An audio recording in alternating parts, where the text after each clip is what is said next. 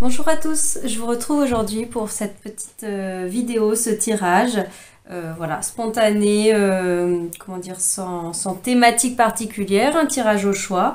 Voilà, on va aller voir un petit peu quels sont les messages qui viennent pour vous en ce moment, tout simplement, voilà, avec quelques oracles différents. Je vous laisse choisir, vous laisser diriger par la pile qui semble vous attirer le plus, voilà. Et je vais démarrer tout de suite avec ce groupe-là. Alors, on va les mettre sur le côté. Pour les personnes qui ont choisi ces illustrations, voilà, vous avez ce symbole, ce dessin en calligraphie. C'est pas vraiment un oracle, on va dire, ce sont plutôt des cartes, comment dire, pour découvrir les sagesses du Tao. Voilà, donc ce n'est pas un oracle, mais derrière, on a un texte qui renvoie voilà, comment dire, un partage, un enseignement dans ce domaine-là. Je ne vais pas tout vous lire, puisque bon, voilà, c'est assez particulier, mais c'était surtout pour vous imprégner de ce symbole, déjà, visuellement. Et donc le message dont il est question ici, c'est de concentrer l'énergie. On nous parle du souffle, le sage nourrit le souffle de son ventre, évite de distraire son esprit, son discernement est juste. Voilà, pour moi, l'idée de concentrer, et on nous parle de discernement, d'un esprit, comment dire, éclairé, vif, on passe par la respiration, il y a beaucoup de centrage, d'alignement et du coup qui amène à une grande lucidité. Voilà, c'est le mot qui pour moi vient avec cette carte-là. Pour vous. Alors, est-ce que c'est quelque chose, comment dire, sur lequel vous auriez besoin peut-être que vous auriez besoin de développer en ce moment? Cette clarté d'esprit, est-ce que vous sentez un peu encombré au niveau des pensées, ou est-ce que c'est les énergies du moment, dans un domaine particulier plus qu'un autre? Voilà, là il y a une invitation à déjà peut-être à se poser, à souffler un peu, à respirer, et pour pouvoir faire le vide à l'intérieur de soi, pouvoir faire de la clarté, du coup, cette concentration, enfin qui découlera de cette concentration, peut-être une invitation à la méditation, enfin en tout cas, peu importe la forme que ça prend pour vous, un outil, une technique qui vous permet d'être dans cet état d'être, mais surtout état d'esprit pour le coup, au niveau des pensées, qui vous permet du coup d'utiliser votre outil mental de réflexion, d'analyse, etc., qui est aussi qui est merveilleux, hein, qui est quand même très puissant, sans pour autant tomber dans le piège de l'ego. Le mental, enfin voilà, de cette identification au mental. Le mental, c'est un outil, la capacité d'analyse, de réfléchir, d'analyser. C'est un merveilleux outil si on ne se prend pas les pieds dans le tapis à se prendre pour le mental, en fait, à se croire que l'on est entièrement cela, en fait. Non, c'est une partie de nous. Donc voilà, c'est peut-être ça l'invitation en ce moment pour vous. Alors on va regarder avec l'oracle des cristaux d'eau. Le cristal qui vous a attiré, donc c'est la photographie d'une eau qui a été cristallisée, donc refroidie pour obtenir des cristaux et photographiée avec des microscopes super puissants. Voilà, c'est un oracle qui découle des travaux de Masaru Emoto sur la mémoire de l'eau.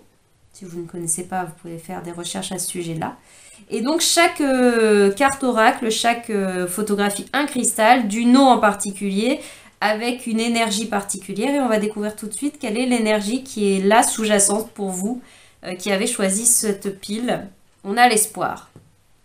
On est avec le bleu, du bleu, donc on est, bon, ça a l'air d'être présent aussi le dos des cartes des autres tarots, des autres oracles, pardon, et dans cette couleur-là, mais on nous renvoie à de l'émotionnel, on nous renvoie, mais beaucoup pour le côté de l'eau, je veux dire, là, ce côté bleu liquide, de l'émotionnel, mais aussi du coup au mental. Et on revient à l'idée de faire le calme, l'apaisement peut-être dans les émotions et dans les pensées. Enfin, les uns nourrissent les autres. Hein. Des fois, ce qui emballe les pensées, c'est un emballement émotionnel. C'est le fait d'être confus au niveau émotionnel qui peut engendrer d'être confus au niveau mental, ou le fait d'être confus au niveau mental ne permet pas d'avoir sécure, serein dans ses émotions. Voilà, c'est en cela que l'un nourrit l'autre et c'est un peu le chien qui se mord la queue à un moment donné. Ou alors, ça peut devenir un cercle vertueux si l'un nourrit, enfin, puisque l'un nourrit l'autre dans tous les cas, mais si du coup on le nourrit d'une façon apaisée, sereine, eh bien l'un va influencer l'autre voilà, de cette énergie d'apaisement, de concentration, de plénitude. Voilà, peut-être qui vient ici pour vous. Et le mot, donc le mot espoir, peut-être là vous mettrez ça dans votre contexte de vie, qui est peut-être voilà, un petit clin d'œil de l'univers pour ne pas perdre espoir. Continuez à nourrir votre foi en quelque chose, en vous-même déjà peut-être à commencer, en un projet que vous avez, en des aspirations. Un projet, ça peut paraître très, comment dire, des pourtours déjà très dessinés. Des fois, c'est beaucoup plus diffus on n'a pas un projet en tête avec une idée précise, une forme. On ne sait pas s'il est professionnel, ceci ou cela, mais on peut avoir une intention, hein, quelque chose de vaste. Vouloir vivre, ressentir de la joie, vouloir ressentir de la sérénité, vouloir ressentir de la sérénité, du calme, de l'apaisement peut-être. C'est pas un projet en soi au sens où on l'entend généralement de façon objectivée, voilà, structurée, mais ça reste un projet dans le sens un objectif que l'on peut atteindre et dans lequel en tout cas on peut émettre les intentions et donc nourrir de l'espoir, de la foi en le fait que ce que vous voulez voir se matérialiser dans votre vie, ce que vous voulez, peut-être ce qui vous manque, ce dont vous avez besoin, et avoir la foi, l'espoir que ça va arriver, que ça peut arriver, et de commencer en fait même à le ressentir intérieurement, comme si vous laissiez de plus en plus d'espace à l'intérieur de vous pour ce que vous voulez déjà vivre. Voilà, si c'est la paix, si c'est la sérénité, si c'est de la joie, si c'est du calme, au contraire, si c'est que ça bouge un peu plus dans votre vie. Là, vraiment, c'est à adapter à vous, de façon intime, individuelle, complètement. Mais voilà, ce qui peut un petit peu vous être dit au travers de cette carte espoir. Je vais continuer, je vais juste vous mettre la carte sur du côté du cristal, puisque voilà, on peut c'est très vibratoire comme image et comme oracle, comme travaux de façon large. Donc voilà, j'aime bien, même moi je m'en tire de temps en temps, au-delà du mot qui est associé et de la question d'avoir un message concret qui parle à notre tête, même si on n'est pas dans le mental, mais qui parle avec des mots. La vibration visuellement aussi, j'ai le mot porosité, voilà, on s'imprègne, on s'infuse de cette énergie qui est diffusée par ce cristal. Donc voilà, au-delà de penser au mot espoir, d'avoir entendu l'invitation, enfin pas l'invitation, mais le message là peut-être de l'univers qui vous dit de garder espoir, de bien vous centrer, etc. et de faire le calme, la paix à l'intérieur de vous, laissez-vous juste imprégner. Regardez cette carte, laissez-la être là avec vous sans penser justement. Ça peut être un outil, un bon support pour faire une méditation qu'on pourrait dire justement de concentration, c'est-à-dire que c'est une technique, on va dire, pour arriver à cet état, voilà, un état altéré de conscience, en tout cas de descendre le mental sur off, d'être plus, c'est pour ça que je parle d'état modifié de conscience. On ne parle pas de grandes, comment dire, de choses phénoménales, sensationnelles. Attention, je ne parle pas forcément de ça, hein, je ne suis pas en train de dire que ça n'existe pas, mais là c'est juste une invitation très simple, une technique qu'on peut faire très simplement en se concentrant sur visuellement quelque chose que l'on voit, ou peut-être ça peut être une concentration sans appui visuel, c'est-à-dire qu'on se concentre sur une énergie dans la tête, l'énergie amour, le mot espoir par exemple. Mais si on a besoin encore d'un support visuel tangible, on peut regarder, se concentrer sur quelque chose qui symbolise ce sur quoi vous voulez méditer, dont quoi l'énergie, l'idée, comment dire, le principe dont vous voulez vous imprégner, l'idée de la porosité, là, que ça pénètre à l'intérieur de vous et que du coup ça devienne intégré et du coup ça se diffusera à l'extérieur de vous dans l'idée de co-création, hein, de garder l'espoir pour que ça se matérialise pour vous. Vous pouvez la regarder et vous laisser vous imprégner de cette carte, de cette vibration. Alors ensuite, le petit message voilà, cette petite fée de la lune, peut-être des étoiles, qui vient de l'oracle qui s'appelle le petit oracle des contes merveilleux, qui était pour vous. Alors on nous parle du joueur de flûte. ce conte. Alors, on nous parle, le texte qui est associé, le bien attire le bien, le mal attire le mal. Je vous parlais au-delà du bien et du mal, mais ce principe déjà de l'un nourrit l'autre, de réciprocité, hein, déjà entre la sphère mentale, la sphère émotionnelle, mais évidemment ce principe-là se joue de façon plus vaste et pour tout. Cette loi est universelle, apprends à bien la maîtriser pour être heureux. Voilà.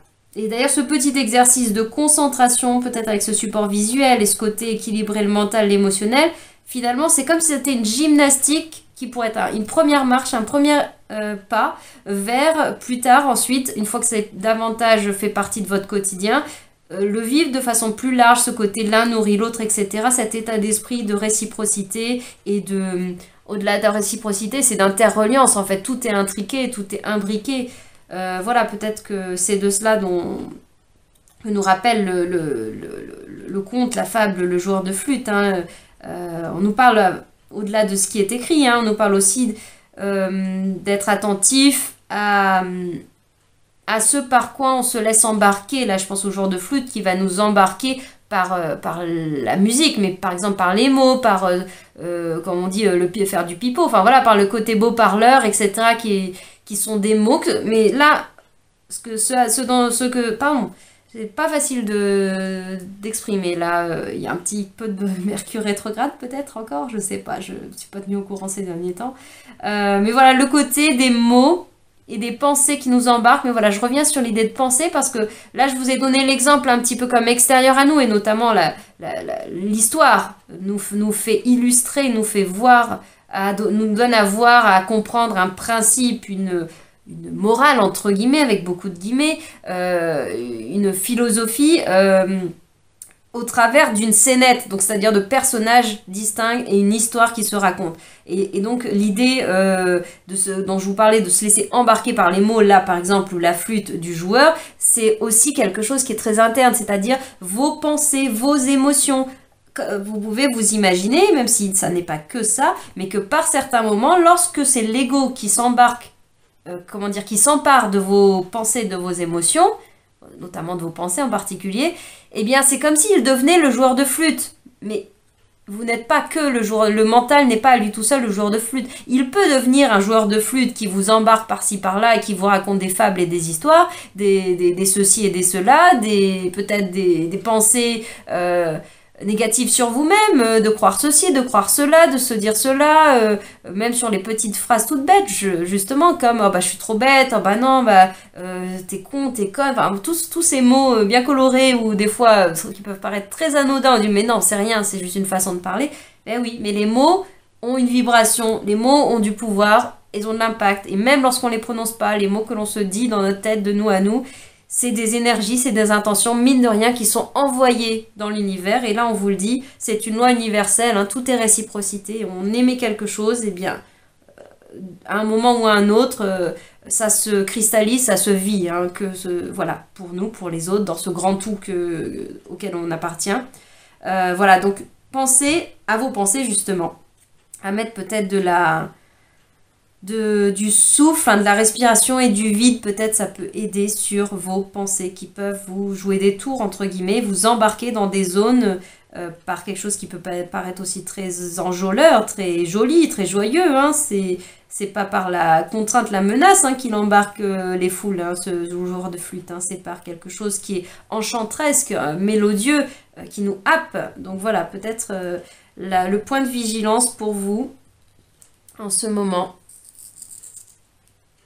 Et là, petit message de la Lune. Qu'est-ce que la Lune a envie de vous envoyer? La Lune vous envoie le soutien avec un câlin, un grand câlin de l'univers, un câlin de soi à soi. Voilà, des mains comme des mains invisibles, des mains de lumière qu'on peut imaginer. Alors, est-ce que c'est la Lune? Puisque là, c'est un petit aura qui est axé sur la Lune. Est-ce qu'on peut y voir plus largement le soutien de l'infini, de l'absolu? Mettez-y les mots que vous voulez. Ça peut être Dieu, ça peut être... peu importe en fait, le mot, les mots, ou même le mot tout simplement la vie, vous sentir soutenu. Bien sûr, évidemment, si pour vous ça peut être parlant en ce moment et que ça peut vous faire un petit déclic, une invitation à trouver du soutien. Peut-être que ça peut vous aider concrètement à faire faire le vide, etc. Du soutien extérieur à un moment donné, on peut en avoir besoin sur nos chemins. Voilà. Et aussi soyez doux avec vous-même. Ce soutien, apportez-vous-le déjà dans le fait de ne pas vous taper sur la tête, de ne pas vous raconter des histoires à vous-même. Et une fois que vous avez peut-être par un espace de concentration, de lâcher prise, de méditation, identifié que, entre guillemets, on pourrait se dire je me suis raconté des histoires, etc. Je me suis leurré, je me suis trompé, mon ego m'a blablabla, tout ce que vous voulez, ou à l'extérieur, pourquoi pas.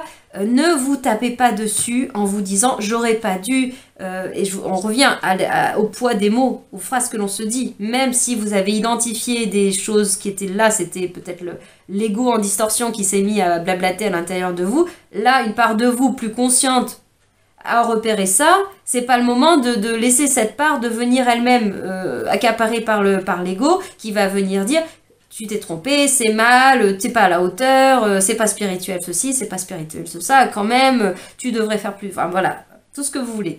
Attention à ça également, vigilance, voilà, pour être plus doux avec vous et pour le vivre à l'intérieur et le rayonner à l'extérieur, cette énergie que vous voulez vivre. Hein. Je vous renvoie à ce que je disais au tout début. Est-ce que c'est du bonheur? Est-ce que c'est du mouvement? Est-ce que c'est au contraire du calme? Quelle que soit l'énergie, le projet, et éventuellement un projet très concret que vous pouvez avoir, vibrez-le déjà à l'intérieur, mettez-y du vide, déjà de l'espace, du souffle, et ensuite, éventuellement, s'il doit y avoir des mots, mettez-y des mots que vous avez comme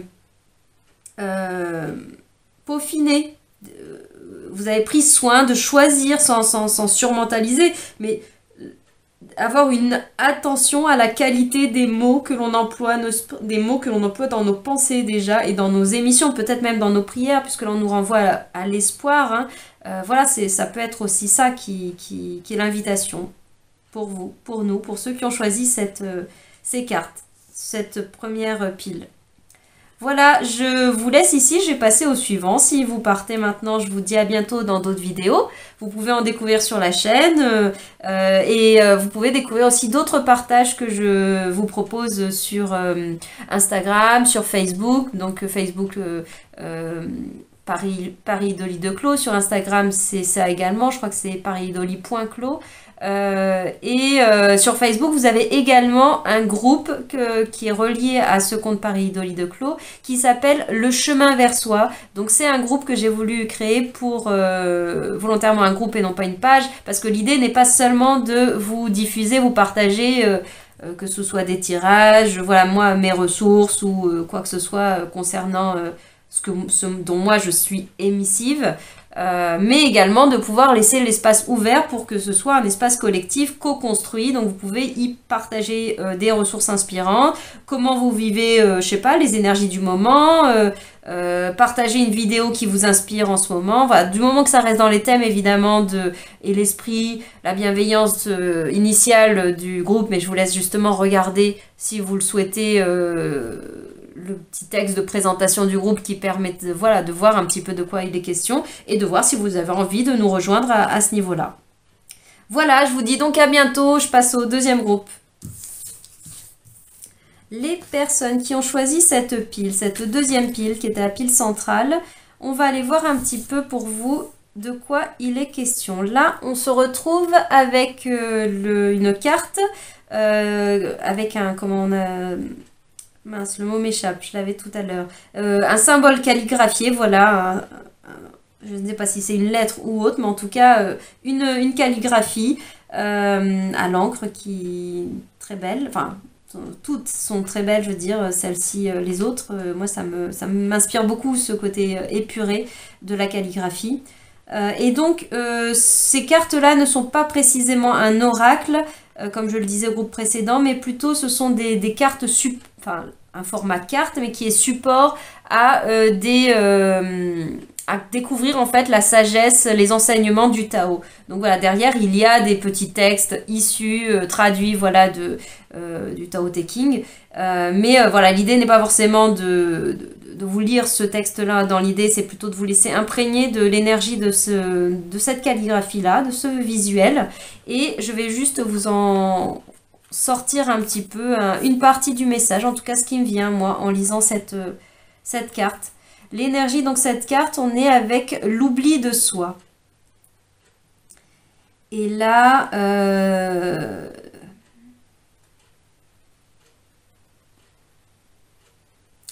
parce qu'il n'agit pas pour lui, ses actes ne sont pas négatifs et ses facultés précieuses s'épanouissent.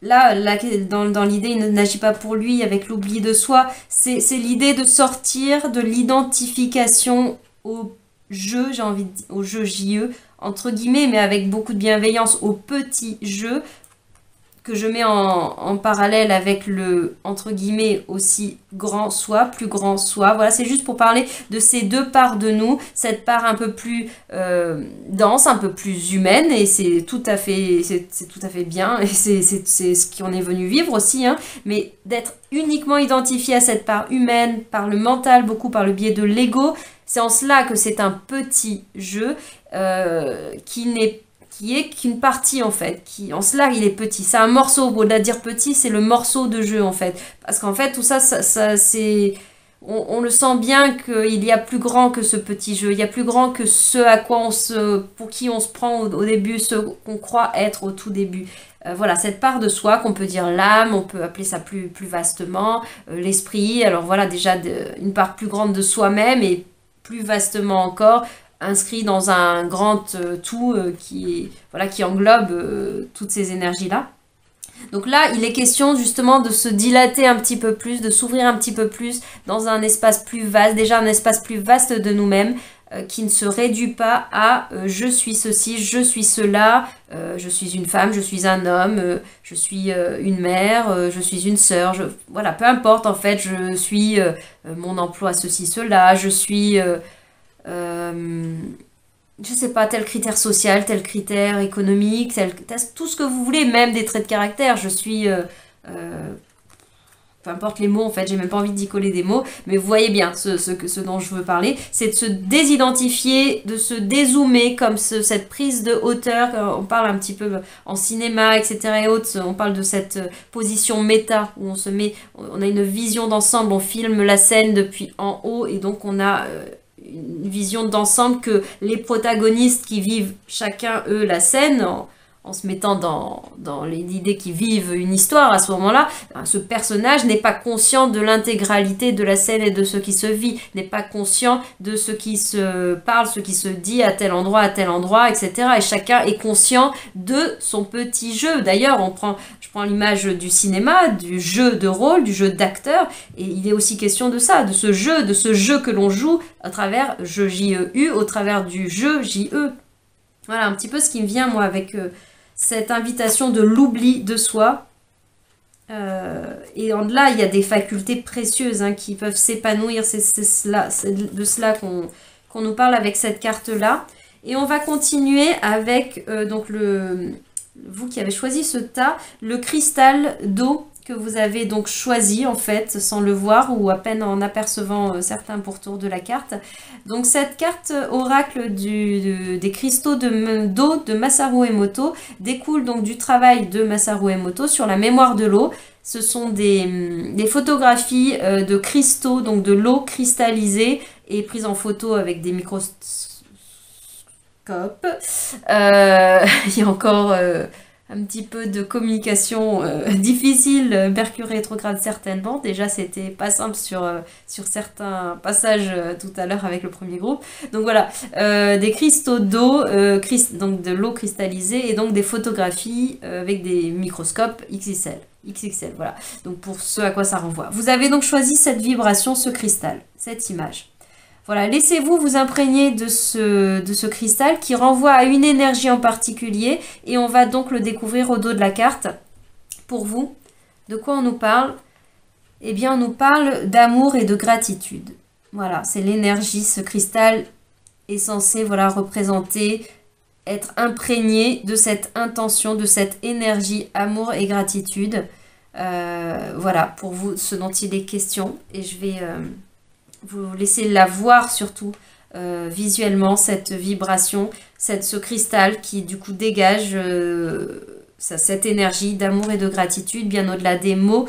D'ailleurs, puisqu'on nous dit de sortir du jeu pour aller s'ouvrir au plus grand soi, il est donc bien question de sortir du mental qui s'accroche éventuellement, même par la vue, aux mots, au mot amour, au mot gratitude, et à voir ce texte-là et peut-être à partir dans ses pensées sur ce à quoi ça nous renvoie. Juste se laisser imprégner par cette énergie, que ce soit par le support visuel ou même au-delà de ça. Si vous arrivez, même en fermant les yeux, à vous laisser vous imprégner de cette vibration, de cette énergie, bah voilà, c'est très nourrissant et ça vous permettra encore plus de dézoomer et d'être encore plus dans cette position méta, plus grande, plus vaste et peut-être d'être dans un état où vous communiez davantage avec votre environnement, déjà avec une plus grande part de vous, ce soi dont on parle, mais avec votre environnement, avec les êtres qui sont à proximité et peut-être plus vastement, et même sans les voir, sans les sentir, sans les connaître, avec l'ensemble de ce qui se vit sur cette planète, voilà, à ce niveau-là, etc., etc. Et là, on peut dézoomer à l'infini, sans limite, justement. En fait, il n'y a aucune limite à cela. On va continuer pour vous avec le petit message, cette petite carte, qui nous vient de l'oracle des contes merveilleux. Petit oracle des contes merveilleux. Alors, qu'est-ce que la lune, les étoiles, cette petite fée peut-être, a à vous dire en complément de ces cartes, de ces énergies?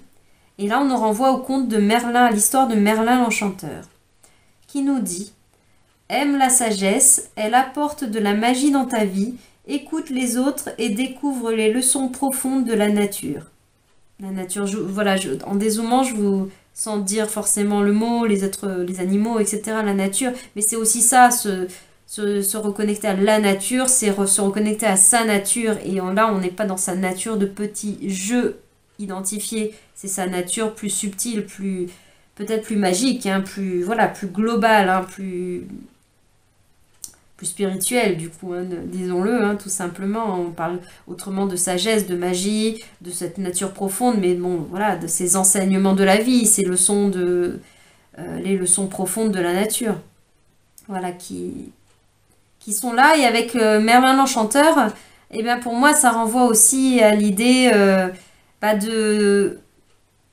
Et cela, c'est les deux principes qui sont là, mais qui sont des principes qu'on peut voir extérieurs. L'apprenti sorcier et l'enseignant, le maître sorcier, le mage, voilà, l'enchanteur et l'apprenti.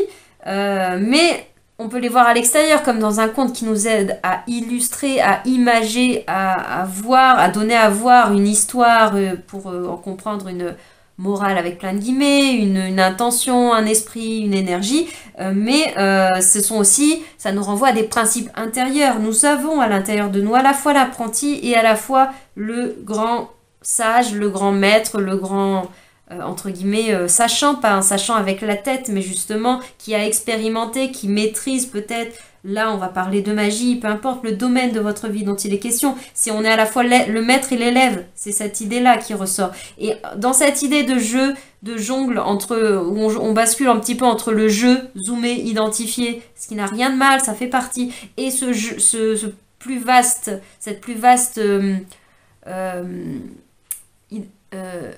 entité que vous êtes, que nous sommes, qu'on peut appeler le soi, l'âme, voilà, plus vastement. Ce jeu entre les deux, c'est un petit peu ce yo-yo entre l'apprenti, le maître, l'apprenti, l'élève, etc. Et c'est d'intégrer que nous sommes les deux.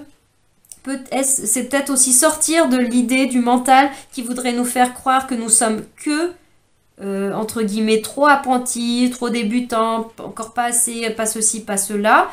D'une part, c'est vrai, puisqu'on est en permanence des apprentis. Enfin, pour moi, je considère qu'on est tout le temps en train d'apprendre de la vie, des uns, des autres, de soi, enfin bref, de la vie.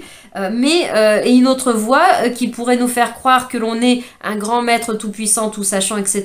Ou au contraire, qu'on ne saura jamais ceci, peu importe comment se place votre voie intérieure, ou peut-être des voies extérieures, d'ailleurs, qui peut vous encourager dans une voie ou dans une autre. Nous ne sommes pas que l'un ou que l'autre, c'est pas les grands sages, les grands maîtres en dehors de nous, voire dématérialisés, ou même si on les voit sur un plan physique, telle personne est un maître pour moi, est un guide, ça c'est un vrai guide, etc. Et du coup de se rapetisser, de se minimiser, de ne pas voir en soi la dimension de sagesse, la dimension de magie. Je ne suis pas en train de dire que c'est pareil que ces personnes-là qui ont cheminé, mais c'est de voir aussi qu'en eux réside également le petit, entre guillemets, enfant, l'élève, l'apprenti, encore sur certains plans, sur certaines expériences de la vie. Voilà, on est tous, à tout moment, et à des degrés variables bien sûr, mais en fonction de notre instant présent, à la fois maître et apprenti. Voilà un petit peu ce qui, pour moi, même si je me suis, je sais pas, peut-être écartée de l'idée même de Merlin l'Enchanteur, mais voilà ce qui me venait, moi, en complément de ces cartes-là. Et l'idée, l'état d'être, l'état d'âme de cette vibration d'amour et de gratitude, pour moi, c'est aussi cet état de, comment dire, d'une forme de modestie, d'humilité, mais une humilité justement de qui l'on est, en mettant le curseur à sa juste place, c'est-à-dire qu'on n'est pas pas une forme de modestie mal placée où on se sous-estime énormément, voyez si ça vous parle, ou au contraire un ego un peu gonflé. Alors est-ce que c'est un ego du jeu très identifié? Peut-être pas si vous regardez cette vidéo-là, qui s'identifie tellement que du coup il se prend pour blablabla bla, dans la vie concrète, pour ce qu'il est. Ou alors un jeu, ou même comment dire, ce curseur mis sur un extrême un petit peu du coup bien enrobé de spiritualité qu'on peut appeler l'ego spirituel, qui nous fait prendre pour nous faire dire que nous sommes des êtres de lumière, ceci, cela, etc. Attention, je suis pas en train de dire que c'est faux en soi, mais... Petit warning, est-ce que c'est pas d'autres identifications? Et à ce compte-là, est-ce que c'est la part du soi, plus dilatée, plus absolue, qui s'exprime à ce moment-là? Ou est-ce que c'est pas une part de l'ego qui veut se pas sous couvert, bien qu'on... Voilà, c'est le registre et spirituel, etc. Donc dans les codes du spirituel, du développement personnel, tout ce qu'on veut, on se réagrippe à d'autres appartenances, à d'autres attachements, à d'autres identifications. C'est pas forcément mal de s'identifier. L'idée, c'est juste d'être au clair avec cela. Et donc pour moi, gratitude et amour, même si j'extrapole peut-être, mais pour moi, ça renvoie à cette idée d'être dans ces états-là avec soi-même déjà, c'est d'être en gratitude pour la vie, pour qui l'on est, dans les nuances du degré de la variation entre le maître et l'élève, entre l'apprenti et le sage, puis entre notre petit jeu, notre grand soi, mais en étant dans la modestie, et donc même la gratitude d'arriver à être dans la modestie. Pour ça, c'est là que je fais moi un lien, je sais pas s'il est très explicite, mais en tout cas moi j'y fais un lien, d'être capable d'avoir l'humilité à la fois d'accueillir le fait d'être le petit jeu par moment sans s'y prendre pour, et d'à tout moment d'être dans le soi et cette plus grande part peut-être plus sage, plus consciente, plus élargie, d'être aussi cela, mais sans pour autant se prendre totalement pour cela, et du coup peut-être même se prendre pour Dieu, j'ai envie de dire, quoi, de se prendre pour l'absolu. Nous faisons partie de l'absolu, à nous tous. Nous sommes l'absolu, toutes les myriades de parcelles, même au-delà, hein, toutes les particules de la table constituent aussi l'absolu, mais se prendre pour l'absolu, parce qu'on est une part de l'absolu, c'est peut-être là qu'est le piège. Le détournement un petit peu du coup un peu égo-spirituel qui pourrait nous embarquer à remettre d'autres étiquettes, remettre d'autres cases là-dessus. On va regarder ce que le message là un petit peu de la lune, de cet oracle qui a à nous dire ou à vous dire là sur ce tirage-là. Et le mot qui vient, c'est la liberté. Peut-être avez-vous besoin en ce moment d'entendre ce mot-là, vous imprégner également de cet état-là, avoir le lien que ça donne, peut-être que tout ce dont on a parlé, trouver le juste milieu, être en gratitude et en amour pour qui l'on est dans l'instant présent, ça veut dire être dans l'amour pour qui on a été dans le passé, avec nos failles, nos blessures, nos identifications peut-être au jeu, à ce moment-là moins de conscience, forcément on en était là. Maintenant on a peut-être un petit peu cheminé, ça veut pas dire que des fois on refait des zigzags, hein. La vie elle est loin d'être linéaire et que à une progression constante, je veux dire, enfin linéaire dans le sens où il n'y aurait pas des hauts et des bas, non c'est faux aussi, hein. On est tout à la fois, donc c'est du mouvement. Mais ça offre une forme de liberté dans le sens de ne plus se taper sur la tête, de ne plus s'entraver, s'auto-entraver, se sentir enfermé par l'identification, soit à ceci, soit à cela. Voilà, je ne vais pas me répéter, mais par rapport à tout ce qui a été dit, voilà, peut-être un besoin de se libérer, peut-être de se détacher de certaines croyances, de certains concepts dans un domaine ou un autre, peut-être sur le domaine de la spiritualité, de la magie, voilà, l'idée aussi un peu de Merlin l'Enchanteur, enfin je pense à l'apprenti sorcier aussi, qui s'est pris pour ceci, cela, et du coup, voilà, peut-être ça l'a dépassé, ça l'a débordé, et en cela, du coup, ça peut entraver, on peut manquer de liberté. À ce moment-là, il n'est plus libre, cet apprenti qui se fait complètement déborder par la magie, qui l'a enclenché et qui le dépasse totalement. Il n'est plus dans sa liberté, autrement dit, dans une liberté qui vient du fait qu'il maîtrise. Il est libre de lui-même et de ses actions, mais s'il a été débordé par ses actions et par la magie ou tout ce que l'on veut, les événements, les circonstances, il ne maîtrise plus du tout rien. Et en cela, il n'est pas libre. Je ne suis pas en train de vous dire qu'il faut contrôler. Quand je parle de maîtrise, je ne vous parle pas de contrôle. Hein. Je vous parle d'être au clair avec... et c'est ça, cette idée aussi de modestie, de juste milieu, d'adapter, pour être dans cette maîtrise adaptative et non pas je cherche à contrôler, à vouloir contrôler, ne serait-ce que je suis ceci, je suis cela. Voilà un petit peu ce qui venait pour vous sur ce tirage. Et je pense que je vais m'arrêter là, je vais vous laisser.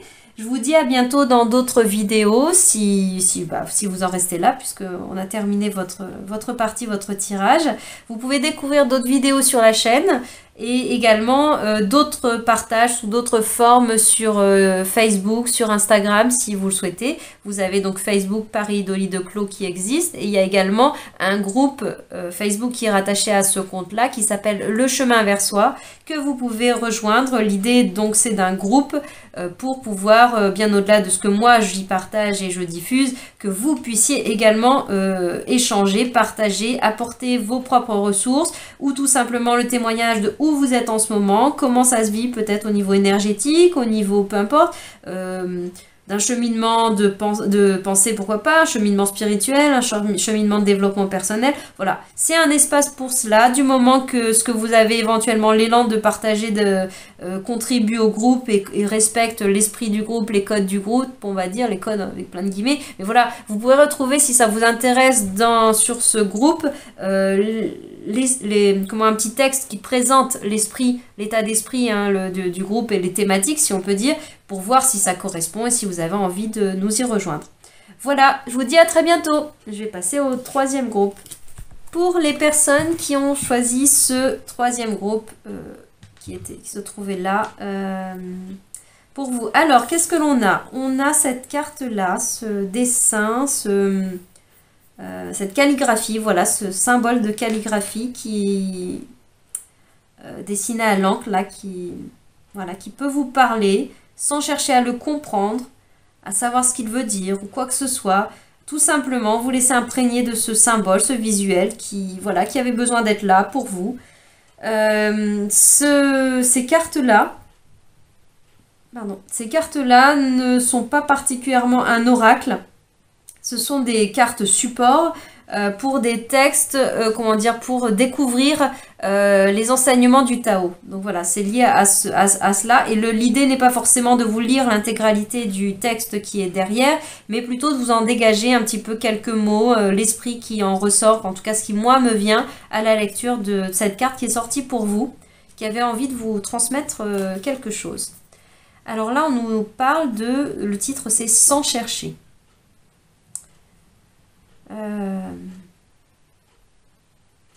Là, on parle l'esprit, la voix est subtile, pénétrante, mystérieuse et si profonde que l'on ne peut le comprendre. Pour moi, on parle sur une sphère de cheminement spirituel, de la voix, on parle de la voix du milieu, de cette... peu importe que ça s'applique là au Tao, mais l'idée c'est que ce n'est pas par le mental chercher à comprendre, le côté je cherche avec ma tête, où j'ai l'objectif d'atteindre tel niveau de conscience, d'éveil, de ceci, de cela. Voilà, c'est plus dans du lâcher-prise, dans quelque chose qui nous dépasse. Et donc, du coup, c'est en arrêtant de chercher que parfois on trouve. C'est lorsqu'on arrête c'est quand on lâche prise que des choses se mettent en place. C'est même quand on lâche prise sur l'idée même de lâcher prise sur quelque chose que ça peut se faire, en fait. Voilà, c'est qu'à un moment donné, ça lâche. Là, ça arrête de chercher. C'est ça cela que me renvoie l'idée de sans chercher. Alors, et là, j'aime bien, parce qu'on nous renvoie à une image qui est assez, comment dire, qu'on connaît bien, un peu à l'image de la vase, de l'eau de la vase qu'on laisse reposer.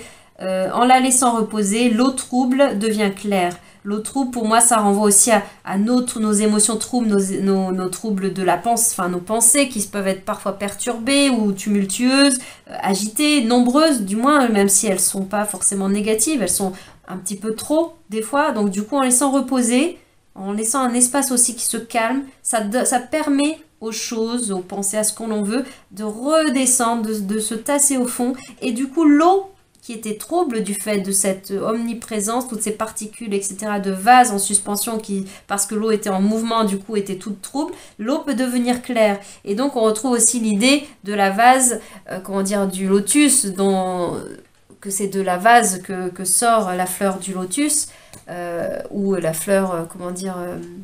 même du roseau, enfin voilà, de cette idée-là qui est fortement symbole de résilience ou en tout cas d'adaptabilité. C'est de quelque chose, dans une base à la fois un peu mouvante et à la fois pas claire, enfin dans le sens de, oui, il n'y a pas de clarté, sombre, autrement dit, dense, peu oxygénée, entre guillemets. Voilà, c'est là qu'on parle de nos peurs, de nos traumas, de nos blessures, de toutes ces parts un peu plus blessées, un peu plus heurtées de nos vies, de nos fracas, des fois de vie, qui sont petits ou grands. Il n'y a aucun classement, ni entre les uns, ni entre les autres, ni même entre nos vécus, nos propres traumas, entre guillemets, nos propres blessures. Ce sont des perceptions. C'est ça qui fait la blessure, en fait. C'est comment j'ai vécu cela. C'est pas la réalité de la chose qui a été vécue. C'est comment je l'ai vécu qui crée symboliquement la vase, l'eau trouble en réalité. C'est ça qui fait le trouble plus que l'événement en lui-même. Parce qu'une autre personne ou nous-mêmes à un autre moment, ce même trouble, entre guillemets, ce même événement n'aura pas créé forcément la même eau aussi trouble, plus ou moins trouble justement. Voilà, c'est en cela que c'est mouvant, c'est vraiment très propre à chacun et à chaque moment. Donc j'en reviens un peu à cette phrase-là, en la laissant reposer, l'eau trouble devient claire. En gardant le calme, on sait le juste moment pour agir. Voilà, pour vous, ça peut être une invitation. Il y a peut-être de l'impatience, l'idée de chercher, je vous parlais du but, de l'objectif, là, à vouloir atteindre quelque chose, atteindre un objectif, peut-être un empressement, je peux le comprendre, hein, si on parle de choses assez vastes, on peut parler de grandes périodes pour vous, hein, peu importe ce dans quoi ça s'inscrit, hein, on n'est pas en train de dire que voilà, vous avez un projet, vous venez à peine de démarrer, que vous voulez déjà que ça y soit alors que ça fait juste avant-hier. Non, il n'est pas question de ça. Peut-être on vous parle plus largement dans votre vie, de trouver le temps long à certains endroits, de se dire mais quand est-ce que ça va se résoudre, enfin, ou en tout cas quand est-ce que je vais goûter à ceci, à cela, au bonheur, à la plénitude, à la sérénité, à de la sécurité peut-être affective, de la sécurité émotionnelle, personnelle, interne, à de la sécurité matérielle, économique, pourquoi pas. Voilà, peu importe le registre, le domaine, qui vous sera parlant, c'est d'avoir une forme d'impatience ou voire peut-être de désespoir des fois à se dire ça n'arrivera jamais, voilà, je rencontrerai jamais quelqu'un ou ma vie sera toujours dans la vase, dans le trouble et l'eau, elle va la situation, même mes émotions ne vont jamais s'apaiser, peut-être parce que vous avez vécu encore relativement récemment des situations qui ont fait remuer la vase et que vous voudriez déjà en être à l'état où l'eau est redevenue claire. Mais pour ça, faut le temps que ça se dépose. Et ça prend du temps. Ça met un moment à venir se déposer tranquillement. Proportionnellement au peu de temps qu'il faut pour remuer un verre d'eau avec un peu de terre au fond et que du coup, d'un coup, toute l'eau devienne trouble avant qu'elle redevienne claire et qu'au fond, il y ait juste un liseré avec les particules qui se sont juste déposées au fond. Eh bien, il faut beaucoup de temps, presque peut-être, je ne sais pas, des minutes, des heures, c'est peut-être 1 heure au moins pour que l'eau redevienne vraiment le plus possible transparente. Voilà, un peu dans l'idée. Donc voilà, l'invitation, c'est aussi que plus on résiste, plus on cherche à atteindre, des fois, ou même à vouloir tellement y mettre par des techniques de pensée positive, de tableau de visualisation, enfin voilà, si vous êtes déjà dans des univers comme ça et que mais vous voulez attirer quelque chose à vous, vous voulez vivre quelque chose, vous voulez qu'un projet se développe de telle façon, vous voulez rencontrer quelqu'un ou je ne sais pas, ou peu importe votre objectif, hein, vous êtes tellement focus sur l'objectif et même dans le faire, même dans le subtil de la prière ou de ce que vous voulez, vous êtes tellement focus à penser à ça, à envoyer des énergies, des ondes. Je dis pas que ça marche pas, au contraire, hein, loi de l'attraction, etc.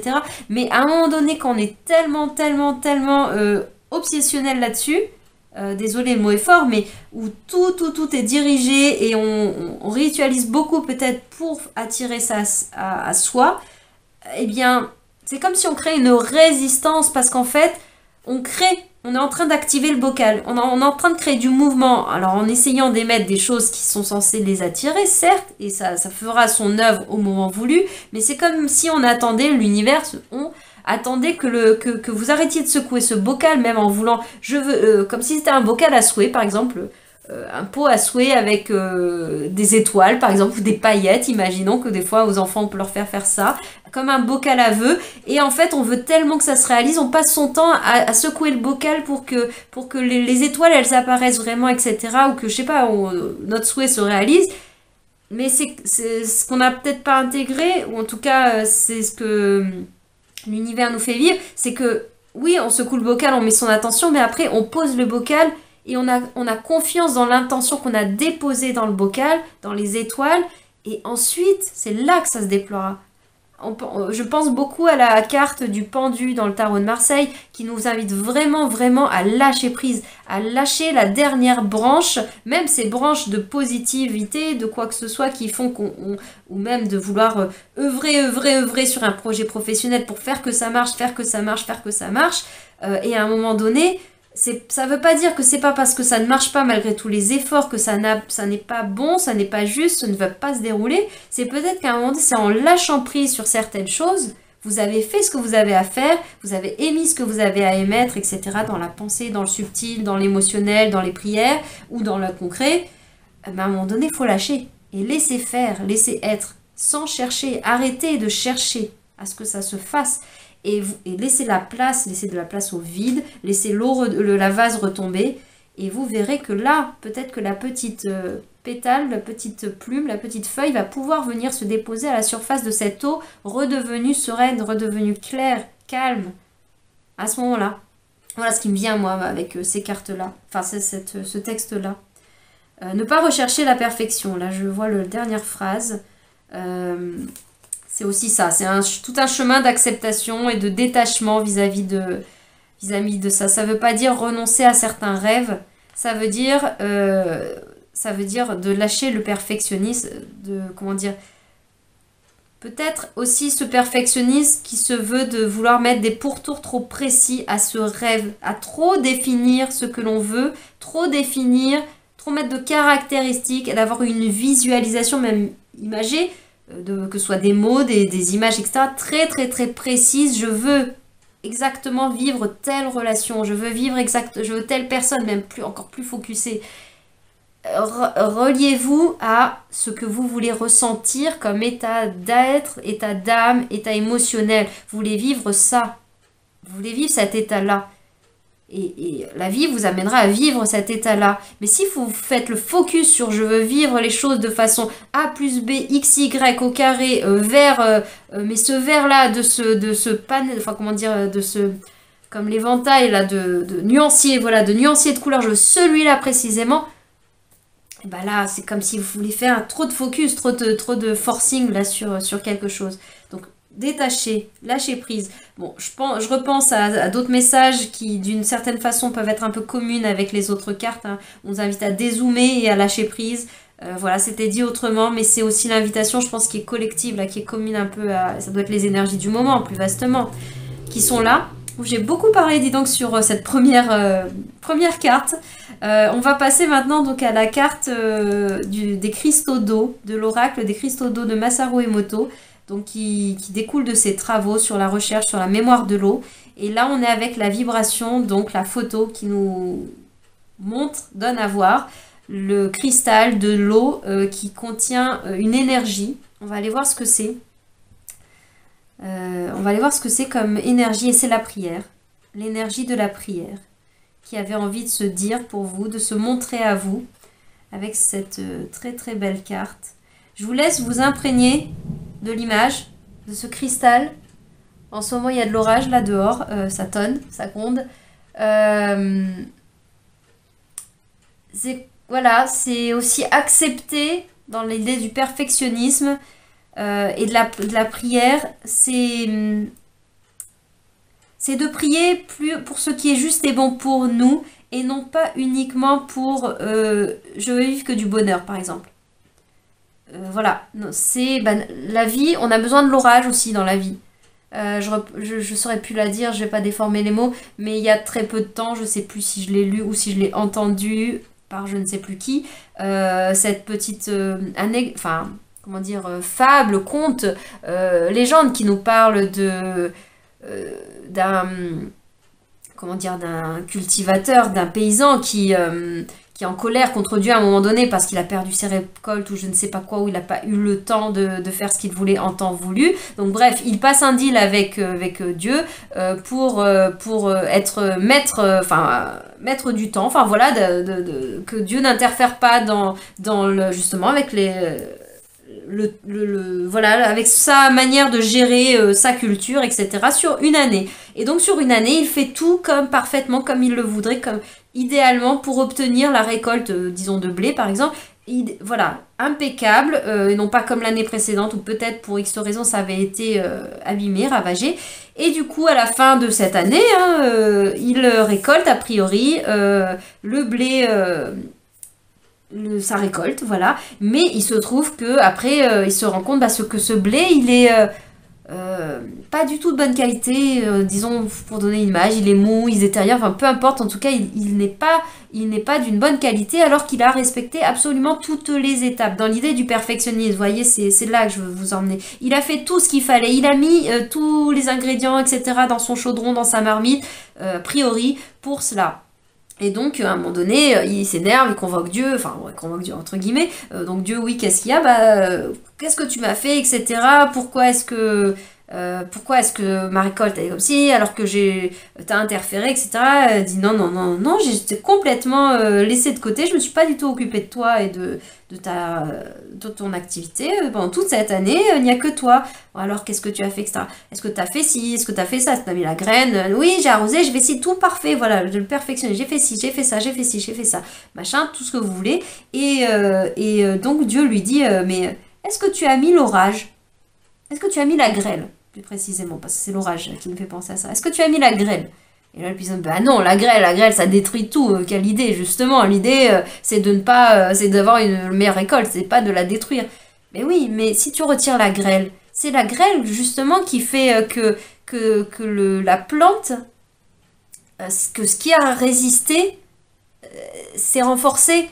C'est grâce à la grêle, que la graine, ou en tout cas la jeune plante peut-être qui a commencé, celles qui auront quand même persisté dans tout ça, celles qui seront quand même sorties ou qui auront résisté aux intempéries à ce moment-là, eh bien elles feront un blé avec un grain riche, résilient. On en revient à l'image de la boue, de la vase, du lotus, de cette idée que c'est par l'adversité, entre guillemets, c'est par la grêle, les éléments extérieurs, les éléments au-delà de l'adversité imprévue, juste simple fait qu'on ne contrôle pas, qu'on ne maîtrise pas, ne serait-ce que le temps que prend, comme on dit au niveau du jardinage, un jardinier il tire pas sur la plantule pour qu'elle pousse plus vite, ça fonctionne pas, risque de la casser même.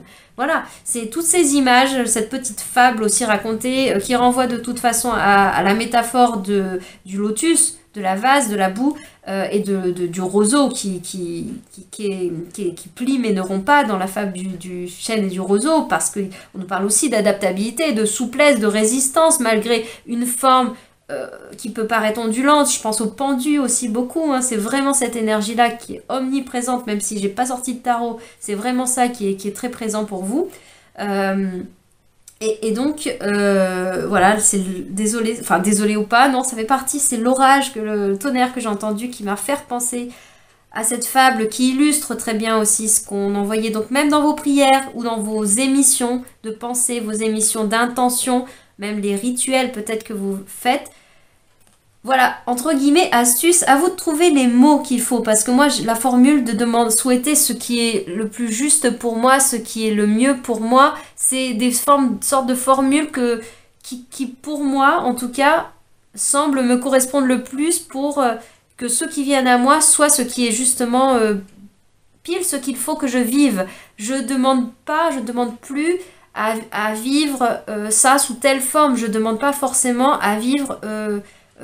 telle chose très précise ou même telle énergie très précise, par exemple que le bonheur, que la joie ou que ceci.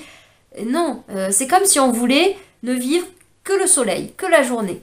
Et pas vivre la nuit, parce que la nuit c'est ennuyeux, il n'y a rien à faire, blabla, etc. Maintenant on a besoin des deux. Hein.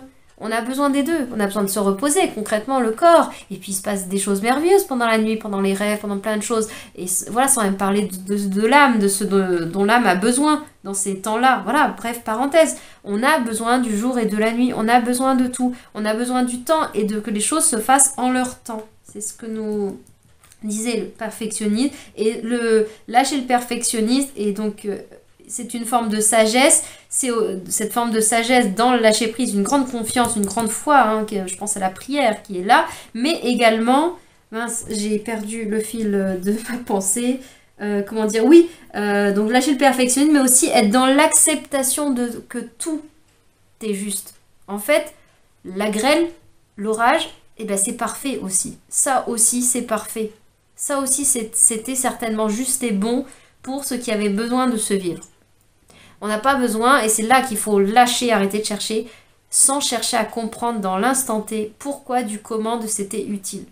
C'est pas parce que le sens ne se fait pas dans l'instant qu'il n'y a pas de sens, et que ça ne contribue pas de façon juste pour vous. Juste ne veut pas toujours dire bonne, entre guillemets, bénéfique, enfin, comme on pourrait le vouloir dire, voilà, c'est... juste ne veut pas dire je ressens de la joie, de la plénitude, du bonheur à chaque instant. Il peut être juste de passer par une phase de deuil à un moment donné, parce que ça va nous constituer, ça va faire partie de nous, et on a besoin de vivre ces étapes-là, cette énergie-là. En plus, notre âme, ça c'est dans ma perception, dans ma croyance, notre âme l'a choisi, combien même on l'a oublié dans notre personnalité, dans la personne humaine qu'on est devenu, qui inclut l'âme, mais on a oublié ces choses-là, ça fait partie du jeu de la vie, de l'incarnation. Mais les épreuves, elles nous construisent, elles font qu'on est plus résistant, elles font que la graine, elle est vraiment viable, que le roseau, il a plié, mais il n'a pas rompu. Peut-être, entre guillemets, contrairement aux chênes entêtés, voilà, avec, je ne sais plus exactement la formule, hein, les vents et autres qui viennent se cogner à son front, je ne sais plus... bref, je ne vais pas détourner les mots, déformer les mots du tout, mais c'est ça l'idée. C'est pas que l'un est bon, l'un est mauvais, hein, j'aime beaucoup l'idée que les deux fusionnent, le roseau et le chêne, comme s'ils s'enseignaient mutuellement, comme si voilà, les deux énergies se fusionnaient pour qu'il y ait à la fois la force, la robustesse, la longévité dans le temps, comme le chêne peut nous l'imager, et aussi toute cette souplesse, cette adaptabilité, cette résistance aux intempéries de la vie que représente le roseau. Les deux ensemble, du coup, font vraiment une grande puissance, une grande force, en fait, qui fait comme le combo des deux énergies, des deux principes, en fait. Alors, continuons pour vous avec l'oracle, le petit oracle des contes merveilleux. Qu'est-ce que cette carte a à nous dire? Peut-être qu'est-ce que la lune, les étoiles, cette petite fée a à vous dire en ce moment? Ah, on nous parle d'Hercule. C'est drôle, je vous parlais justement de l'alliance entre le chêne et le roseau, de lâcher, à la fois d'être dans la maîtrise, enfin lâcher le contrôle, le perfectionnisme comme Hercule qui voudrait faire des épreuves passées en force, et en même temps c'est dans le lâcher prise à un moment donné que ça va pouvoir se faire. Et on a aussi la notion du temps. Attendez, je vais vous lire la phrase, mais déjà tout ça qui me vient. La notion de... Les 12 épreuves d'Hercule, voilà, il y a 12 épreuves, et ça s'étale sur des années dans la mythologie, pour prendre ces histoires qui nous sont racontées, pour nous enseigner des métaphores, des principes en fait de vie, des philosophies de vie, des états d'être, des états d'âme, des épreuves que l'on a, au-delà de l'épreuve, comment dire... pas romancée, mais mise en décorum dans l'histoire, dans la mythologie, dans le mythe d'Hercule, le symbole que prend, voilà, c'est la forme, le symbolique, ce que ça prend, ça vient nous parler de réalités intérieures, et puis même aussi dans la matière, mais des réalités qu'on va vivre sous d'autres formes, pas comme la forme exacte d'Hercule.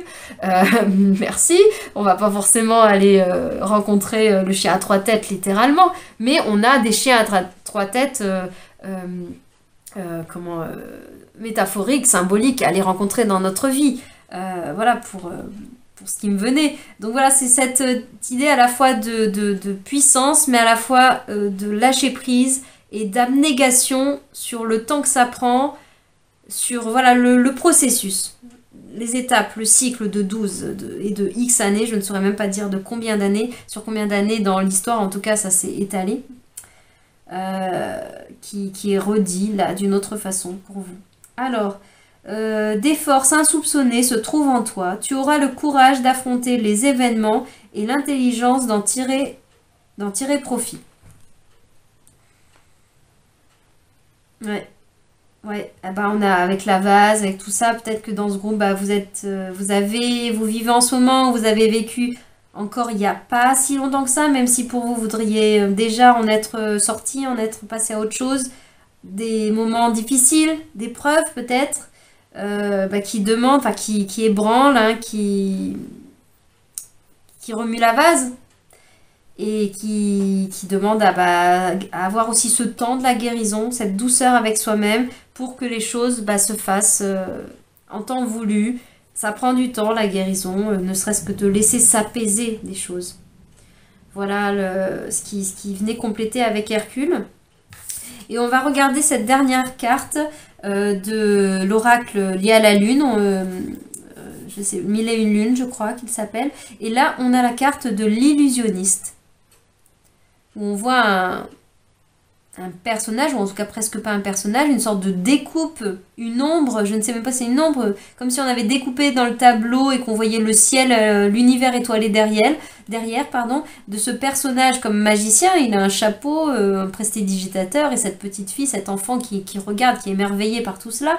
Bien sûr que l'idée des illusions, l'illusionniste, notamment quand on est dans des sphères de développement personnel, de spiritualité, c'est un mot qui peut être très connoté négativement dans le sens où on se fait des illusions, où on se prend pour, etc. Alors peut-être que ça peut parler de cela, peut-être que les tumultes que vous avez vécus, c'est que vous êtes dans une phase où vous sortez d'une phase où vous avez pris conscience de certaines illusions, certaines utopies dans votre vie, certaines voies de garage, des choses qui n'ont pas fonctionné, que ce soit de vos propres croyances ou des situations, des relations, une expérience dans peu importe le domaine, hein, je sais pas, projet professionnel, personnel, ou même si c'est très intérieur, ce que vous croyez être, qui était votre identité, comment vous vous représentez, peut-être que là, il y a un peu des voiles d'illusion qui s'effritent, ces moments un peu difficiles, mais qui vont permettre de découvrir le joyau qui se cache à l'intérieur. Il faut bien que ça craquelle, que le casque tombe, les masques tombent, les armures peut-être aussi soient fissurées pour que ce qui vit à l'intérieur, ce qui vibre à l'intérieur, puisse un peu plus exister, s'expanser ensuite, en temps voulu, lorsqu'il se sera renforcé de l'intérieur également. Donc voilà, l'illusionnisme, souvent on peut nous parler de ça, alors ça peut être le cas. Mais moi, cette carte en plus avec cet enfant joyeuse, cette version-là me renvoie aussi à quelque chose d'assez positif dans le côté illusion. On pense à l'énergie peut-être des poissons, etc. au niveau astrologique. Mais c'est aussi le fait d'illuminer sa vie, d'enchanter sa vie, de s'émerveiller de la magie des choses. Mais même des fois de s'émerveiller, entre guillemets, de choses qui peuvent paraître illusoires, comme le cinéma. Comme aller voir un spectacle de magie, aller au cirque, ou regarder même une série, une fiction, peu importe. Oui, c'est fictif, mais c'est aussi très beau. Lire un roman, une aventure, etc. Ouvrez Jules Verne, etc. Évidemment que c'est de l'illusion, mais qu'est-ce que ça peut être bon de vivre, de se plonger là-dedans et d'être embarqué même dans nos rêves, je parlais tout à l'heure, on a besoin du jour et de la nuit dans notre nuit et dans tout ce que ça peut apporter d'émerveillement de l'enfant là qui se nourrit de ça, qui apporte ça. N'ayons pas peur de vivre aussi de la légèreté et des choses qui peuvent paraître en superficie, en illusion. Oui, ok, c'est peut-être pas dit spirituel, ou dit ceci, ou dit cela. Ce n'est peut-être pas grand, tout ce que vous voulez. Correspond au grand soi. Bah oui, mais nous sommes aussi des humains. Nous pouvons aussi prendre plaisir au jeu de la vie, ce qui peut être sur un certain plan. Oui, sur un certain plan, des illusions, mais sur un autre plan, non. Sur un autre plan, c'est la densité de ce qui se vit. C'est la réalité de ce qui se vit. Et on peut, oui, mettre un peu des paillettes dans notre vie. On peut choisir de voir la vie avec des lunettes colorées de rose, de violet, de vert, de ce que vous voulez. On a le droit. Le tout, c'est de ne pas se prendre pour la paire de lunettes. Comment dire? C'est ne pas oublier qu'on porte une paire de lunettes qu'on a volontairement voulu voir au travers de ce prisme-là pendant un temps, parce que ça nous fait du bien de voir la vie en rose, de voir la vie en vert guérison pendant un temps. Ben, ça fait du bien. La vie n'est pas... le piège, ça serait de croire que la vie et nous sommes que avec ce filtre, comme sur les téléphones, les applications, tout ce qu'on veut, la vie numérique, les réseaux, on voit des filtres. On peut mettre un filtre, on peut modifier la photo en y mettant plus coloré, moins coloré, plus noir et blanc, je sais pas, tout ce que vous voulez, un peu plus flou, au contraire, avec des étoiles. Et bah oui, mais on va pas se faire croire à nous-mêmes que dans l'image originelle de la personne qui a photographié quelque chose, il y a ces incrustations d'étoiles avec, je sais pas, un lapin qui sort physiquement, enfin visuellement, je veux dire, une animation qui sort du chapeau. Ça n'était pas dans la réalité. Si je prends une photo de la table et je rajoute un filtre avec un lapin qui bondit du chapeau, c'est de ne pas croire, comme pourrait le faire un tout petit enfant tout naïf, que c'est vrai, que le lapin était vraiment sur la table et était vraiment en train de sauter d'un chapeau. C'est d'être au clair que c'était un filtre qu'on a mis sur notre outil numérique pour s'amuser, pour enjoliver, pour ce qu'on veut, mais pas de faire croire ou de se faire croire que c'est la réalité. Donc c'est pareil, si on a mis un filtre un petit peu embellissant, un petit peu plus lumineux, parce que notre photo, bah, on l'a mal prise un peu vite, elle est un peu floue, c'est pas de se dire que la vie, elle est comme ça. Non, la vie à ce moment-là, symboliquement, bah, la vie est un peu floue, quoi. Donc oui, la vie, elle est un peu floue par moment, là, c'est un peu la vase, et je viens de voir là un éclair là, qui vient de traverser le ciel, mais on a le droit de balancer un peu de lumière. On a le droit. C'est pas parce que c'est pas totalement vrai sur un certain plan. Ce qui est vrai, c'est ce qui est vrai pour vous. Voilà. Si vous croyez aux fées, elles existent. Si vous croyez en quelque chose, c'est votre réalité, c'est votre vérité. Qu'on le voit ou qu'on le voit pas, c'est même pas la question. C'est juste pour vous amener à ça. On fait vivre nos réalités en fait. Tout est subjectif. Tout est illusion à la fois. Tout est illusion et rien n'est illusion. Désolée, peut-être je vais vous perdre en partant là-dedans. C'est peut-être le Tao qui m'envoie loin. Mais il n'y a pas de mal à s'amuser un peu au jeu là. C'est pas parce qu'on va au théâtre qu'on se prend pour l'acteur qui joue la pièce de théâtre. Il peut avoir du plaisir à jouer la pièce de théâtre et à faire plaisir aux spectateurs. C'est pas pour autant qu'il s'est pris pour le vrai personnage. Enfin, comment dire, il croit qu'il est ce personnage de fiction écrit par tel auteur à telle époque. Non. Voilà, le piège en effet, du coup, ça serait de se prendre pour Molière. Ou, je sais rien, ou même pour le personnage de Molière. Qui en lui-même est un personnage de fiction, ne serait même pas un personnage réel qui aurait existé, dont la vie aurait été théâtralisée, mise en scène. On peut mettre des choses en scène, du moment qu'on est au clair que c'est de la mise en scène. Voilà, ça peut aider, ça peut contribuer, il n'y a pas de problème avec ça. Voilà ce qui venait un petit peu pour vous sur ce dernier groupe qui avait choisi ces cartes-là. Voilà, je vous laisse sur ce et je vous dis à bientôt dans d'autres vidéos. Vous pouvez découvrir d'autres partages sur la chaîne, donc en vidéo, d'autres tirages et également sur Internet, on est sur Internet, Facebook et Instagram. Et sur Facebook, vous avez le compte Paris de Clos, mais qui est rattaché aussi à un groupe et c'est surtout là à ça que je vous invite, c'est de venir découvrir un peu ce qui est partagé à cet endroit-là, puisque au-delà de ce que moi j'y dépose, j'y partage, c'est aussi un espace où vous pouvez vous contribuer et nous partager vos ressources inspirantes, peut-être votre état d'être, votre état d'âme, vos épreuves, entre guillemets, je repense à Hercule, vos épreuves du moment, comment dire, ce qui est vivant pour vous à l'instant T, si ça rentre dans l'esprit, dans le contexte et la bienveillance initiale voulue dans ce groupe, bah voilà, ça peut avoir tout à fait sa place. Vous pouvez venir découvrir tout cela. Le chemin vers soi, c'est donc le nom de ce groupe Facebook. Voilà, je vous dis à bientôt dans d'autres vidéos.